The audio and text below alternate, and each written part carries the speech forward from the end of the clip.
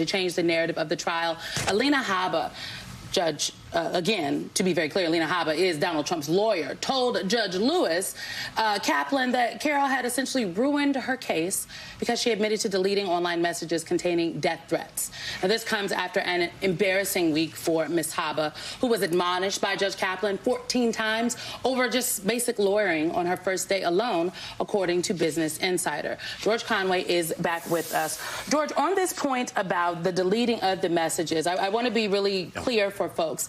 Those messages were deleted well before E. Jean Carroll even thought about bringing a case. And so the argument that Trump's lawyers are essentially making here is that because she deleted bullying messages, she's deleting evidence here, and she cannot. It's not trustworthy. Donald Trump hasn't got his due in court. Yeah, that's complete bull. You know what? Yes. Because, children are watching. Oh, Donald's watching. It's complete bull because, first of all, for the reason that you say, it was done way before. In order to get this kind of, they want to spoil what's called a spoliation charge, where the jury says you can make findings against a party because they destroyed evidence, and they're also asking for a mistrial. You only get that when somebody is trying to destroy evidence that's harmful to them. This evidence was not harmful to her, even leaving apart when she deleted it, and she deleted it for a reason that had nothing to do with the litigation. It's like, you know, you get this kind of, I'm sure all of you have gotten nasty emails. You delete them. It's just, you know, I mean, even if you don't take them seriously, even if they're not threatening, it's like, it's just unpleasant. Just that's what you do. And the notion that somehow this was harmful to Trump's case is ludicrous. These are things that she probably would be great to have as exhibits that would help her. So the notion that you get a spoil, I mean, when they first brought this up in court, the judge just, you know, sloughed it off and said, it's just, that's ridiculous. I mean, he didn't say that's ridiculous. He just, he gave what looks like on the transcript to be a judicial eye roll. Yeah, I was going to say he did a judicial eye roll. And so, you know, this motion is going nowhere. It's performative and it's nonsense. And I mean, when the kind of thing that gets you in trouble in court is when you actually destroy evidence to help your case or hide it. Like, for example, let's say you had classified documents in your bathroom and at your resort, and you decided to hide that from the FBI. That's bad. That's bad. That's bad. That's the kind of thing you get in trouble. Not a good day. Right. Casual example. Who would do that? What struck me this week, watching everything that transpired in this case, is a lot of the Donald Trump cases are, to me, deeply emotional. What happened on January 6th, deeply emotional. I think even when you talk about the civil fraud trial, the fact that there just feels like he thinks there's a different set of rules that apply to him, emotional. But this E. Jean Carroll case, I mean, when you hear her testimony and then you watch the bullying on the part of his attorneys trying to make this counter-argument that she somehow benefited from what was a very risky move on her part, right? A move where she knew she was going to lose political capital, social capital. She did it in the service of other women. She did it in the name of accountability.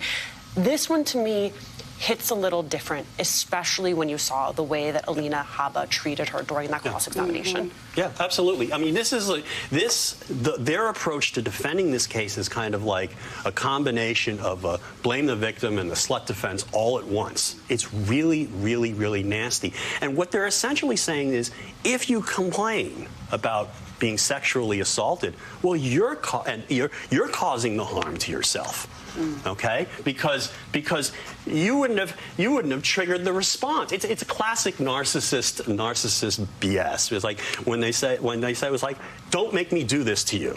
Like you caused me to abuse you. It's like, you know, like it's crazy, but it's also, again, I mean, as I said, his main tricks are bullying, lying, and bragging. Those are the things that he does.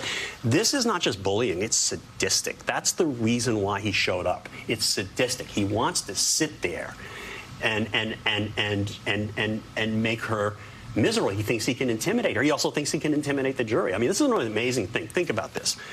It hasn't really gotten as much coverage as when this jury is an anonymous jury. In other words, what it means is even the lawyers don't know the names of the jurors. Normally, in a normal case, and the judge instructed them to use fake names. And they used to tell the jurors to use fake names. In a normal case, you get the names of the jurors, and what you do is you have your jury. You're a lawyer. You give it to your jury consultant. The jury consultant or your paralegals Google the names to see, like, oh, this one, gave $10,000 to the RNC, or has previously posted something on social networks saying that's such and such, and you could say, Your Honor, we challenged this juror. We found this, and we challenged this juror for cause.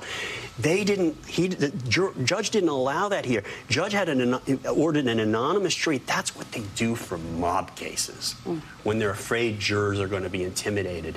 And Judge Kaplan did that here. Not only did that here, but told the jurors they shouldn't even give each other their own names, lest somehow the names leak out and then the MAGA crowd, fomented by Trump, goes out and intimidates. Let's put a bow on that piece, because I think it's an important aspect of this case, of E. Jean Carroll's case.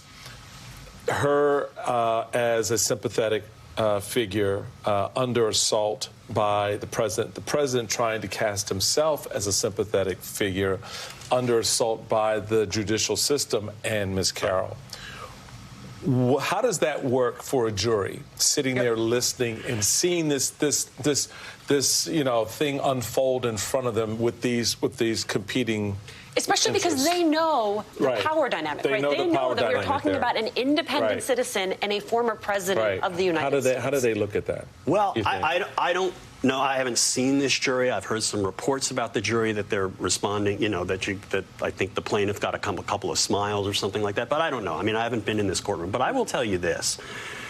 There's something about, Donald Trump, when you see little clips of him, you kind of think, it's reality TV. He's silly. He's harmless. It's just nonsense. And he just does his thing. He does his shtick.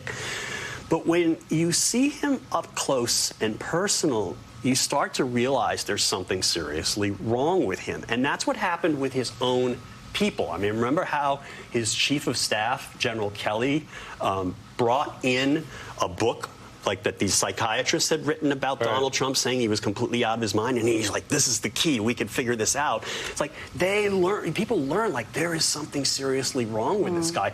And I think what this jury is going to learn, which is like, you're in this solemn proceeding, you're taking this seriously, and jurors don't generally look askance at people behaving badly in a courtroom. And here they have this psychopath sitting right there. It's got to be off-putting and scary and just appalling to them, because they're actually seeing him in the flesh, this real person, not this caricature on TV, this self-caricature on TV. They're seeing the face literally of evil right there. Especially because they're not adjudicating what he did or didn't do. Right. Exactly. This is about the money. This is about the money. It's not about the behavior. And it's not about the money, and the trial picks back up on Monday. But the point is, it's like he's been found to be a rapist. Found. This jury is being instructed. This man raped this woman and then lied about it. Lied about it when he was president. Lied about it after he's president. And lied about it last night. Right. Well, that's the aspect that I'm really curious about. How does that jury absorb all of that in the context of the very limited role that they have? They're just finding how much money they're going to fine Donald Trump, if any. Right, yeah. But the money, that's what their purpose is. But you're just curious as to all the other stuff. How do they take all that in? George, we gotta run, babe. But we appreciate you having you at the table on the weekend to kick us off, man. We love it. We love it. I love that, George. So we gotta run, George babe. Yes, Michael. I love it. We're still on that government funding hamster wheel. Lawmakers avoided a shutdown again, but funding runs out in just over a month again.